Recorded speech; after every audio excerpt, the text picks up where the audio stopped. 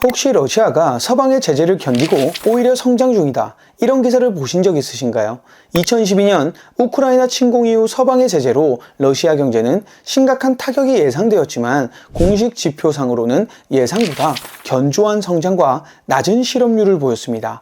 실업률 2%대, 성장률 4% 같은 숫자만 보면 정말 대단해 보이죠.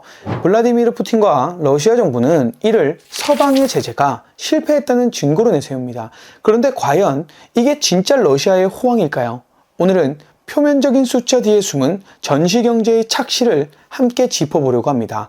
먼저 공식 통계부터 보겠습니다. 2023년 러시아 GDP 성장률 4.1%, 2024년도 4%대, 실업률은 2.3%로 사상 최저, 게다가 명목임금이 두 자릿수로 뛰고 은행권은 사상 최대 이익을 냈다고 합니다. 이 수치들만 본다면 서방의 제재 실패했네라는 반응이 너무나 자연스럽습니다.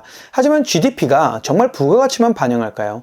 러시아는 2024년 국방비를 전년보다 40% 가까이 늘렸습니다. 전차 한 대에 붙는 가격이 곧 GDP로 잡히니 숫자가 튀어오르는 건 너무 당연한 일이죠. 다음날 그 전차가 우크라이나 들판에서 불이 타도 GDP 통계엔 손실이 찍히지 않습니다. 소위 한 번 쓰고 사라지는 돈이 성장률을 띄우는 구조라는 겁니다. 군수 비중이 낮은 민간 제조업 분야는 2023년 중반 이후 사실상 정체 상태에 빠졌고 민간 기업들의 투자 활동도 제자리 걸음을 보이고 있습니다. 실업률도 마찬가지입니다. 2012년 초반만 해도 4%에서 5% 수준이던 공식 실업률은 2023년 초 2.9%까지 내려왔고 2024년에는 2.3% 선까지 낮아졌습니다. 2%라는 수치를 보면 완전 고용 같지만 사실은 사람이 없어서 나타난 숫자입니다. 푸틴 대통령은 실업률 급락을 제재 성공 극복의 증거로 내세웠지만 2022년 이후 65만 명에서 100만 명이 징집을 피해 국외로 탈출했고 전선으로 끌려간 인원, 전사자와 부상자 인원들로 인해 러시아는 약 480만 명의 노동력이 부족한 상태에 놓였다는 분석이 나왔습니다. 결국 수요가 아니라 공급이 사라져서 실업률이 내려간 셈인 겁니다. 인력 부족은 수치로도 드러납니다.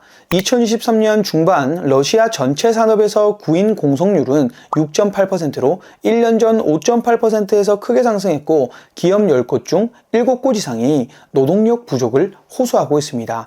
이러한 극심한 인력난 속에서 2024년 러시아 명목임금은 전년 대비 13.2% 상승했고 특히 군수산업이 밀집한 지역에서는 임금이 20%에서 30%대로 급등하기도 했습니다. 임금 상승과 고용 호조는 겉으로는 좋은 소식처럼 보이나 노동시장의 과열은 러시아 경제의 병목 현상을 보여줍니다. 과도한 수요로 인한 인력 부족 때문에 기업들은 생산 확대의 한계를 겪고 있으며 이는 공급 능력 부족으로 이어져 인플레이션 압력을 높이는 요인이 되고 있습니다. 특히 중소기업이나 비방산업 분야는 사람 구인도 어렵고 인건비 경쟁에서도 밀리기 때문에 인력 유출과 도산 위험이 높아진 상태입니다.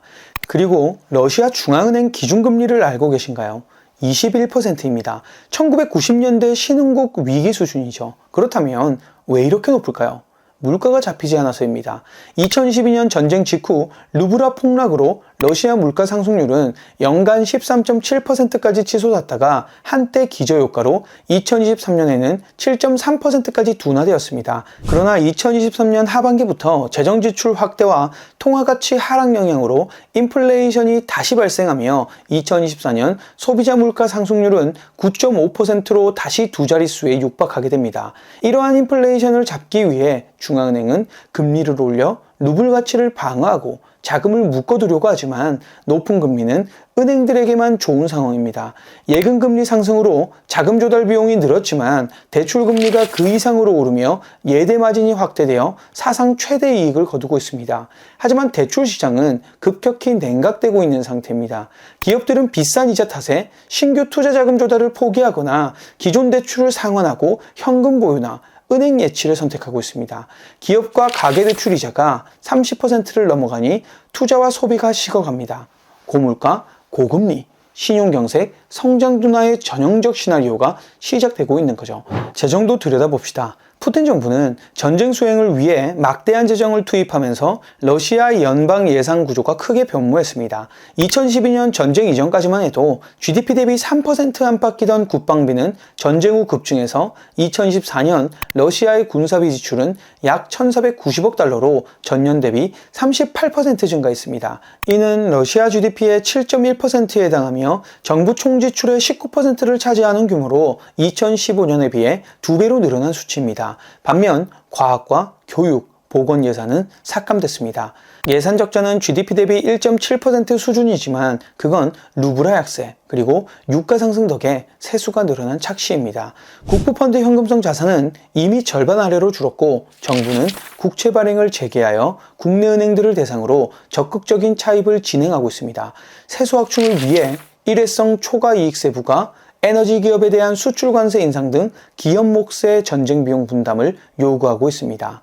전문가들은 러시아의 현재 재정 운용을 스테로이드에 의존한 마라토너에 비유하고 있습니다. 즉, 유가 호조와 초과 세금 징수, 중앙은행 이익 환수 등 가용 수단을 총동원해 단기 재정을 꾸리고 있지만 이러한 비정상적 재정 확대는 장기 지속이 어려운 만큼 머지않아 성장 둔화와 재정 고갈 위험이 현실화될 수 있다는 겁니다. 그리고 우크라이나 전쟁 직후 1,000개가 넘는 해외 기업이 러시아를 떠났습니다. 표면적으로는 러시아 기업 이익이 2배로 늘었다는 뉴스가 뜨고 있죠. 하지만 대체로 저가 중국 부품, 현지 조립 모델로 전환됐습니다.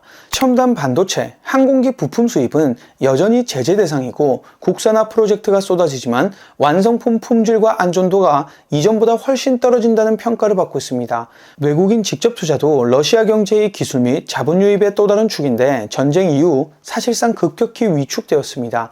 2012년 한 해 러시아의 순 FDI 유입은 마이너스 152억 달러로 대규모 순 유출을 기록했고 이는 다수의 서방 기업 철수와 해외 모기업이 러시아 자회사를 포기한 영향이 컸습니다. 한마디로 기술과 자본의 유입이 막힌 상태에서 방산, 원자재 이외에는 내수 임시 호황 외에 성장 동력이 없다는 겁니다. 종합하면 러시아의 최근 경제 성과로 강조되는 높은 성장률과 낮은 실업률 등은 상당 부분 전시 재정 투입과 특수 상황에 기인한 착시 현상인 것으로 분석됩니다. GDP는 군비 경쟁으로 부풀려졌고 완전 고용은 인력 유출로 인한 공급 부족의 이면을 갔습니다. 물가 안정은 이루지 못한 채 생활비 상승으로 국민 부담은 가중되고 이를 막기 위한 고금리 정책은 다시 민간 활력을 꺾는 악순환을 초래하고 있습니다. 재정은 단기적으로 버티고 있으나 국부펀드 고갈과 차입 증가로 지속 가능성이 의문시되고 기술 단정과 자본 유출은 미래 성장 기반을 좀먹고 있습니다. 겉보기의 지표와 달리 경제 내부의 불균형이 심화돼 있어서 현재의 버티는 성장은 장기적으로 침체로의 되돌림을 피하기 어렵다는 전망이 지배적입니다. 전쟁 특수로 일부 계층은 더욱 부유해졌지만 상당수 평범한 국민은 높은 물가와 세 부담으로 고통받는 부의 양극화가 심화되었습니다. 결국 전쟁 경제의 성장은 부유층의 자산 급증으로 이어진 반면 다수 국민에게 돌아가는 몫은 제한적이어서 분배의 왜곡도 러시아 경제의 또 다른 그림자로 남아 있습니다. 지금의 성장 수치 뒤편에 가려진 구조적 취약성을 간과한다면 머지않아 더 큰 경제적 어려움에 직면할 수도 있을 것 같습니다. 영상 시청해 주셔서 감사합니다.